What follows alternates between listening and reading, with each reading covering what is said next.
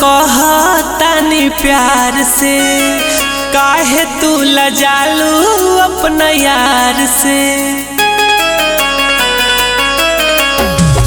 पूछऊ तो कहतानी प्यार से, काहे तू लजालू अपना यार से।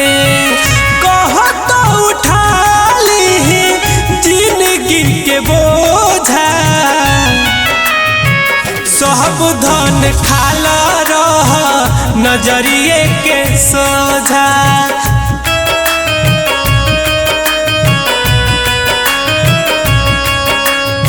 सब धन खाला रह नजरिए के सोझा।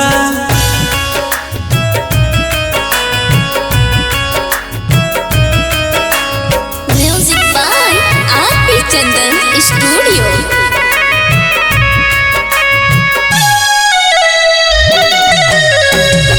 देखी जब तोहरा के कबे मिले चैन हो, रोजे सपनावा में करेलू बेचैन हो।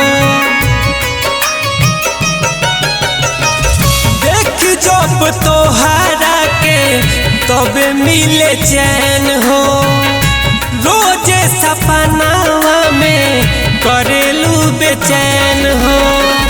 दिन रात तोहरा के दिल हमर खोजा,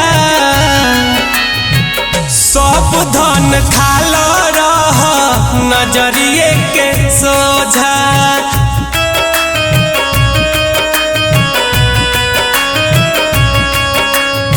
सब धन खाला रह नजरिए के सोझा।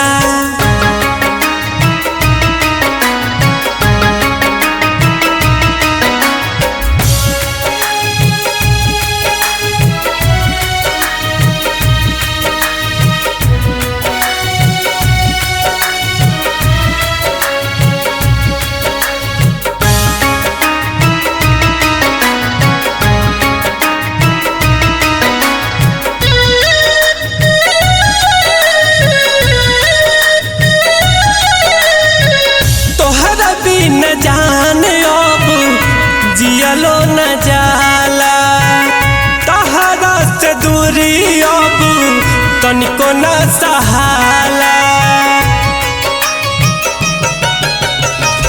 तोहरा भी न जान अब जियलो न जाला, तहरा से दूरी अब तनिको न सहाला। छाती से लगा जा,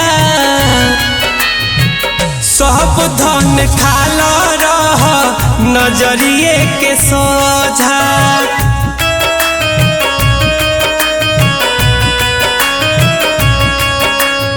सब धन खाला रह नजरिए के सोझा।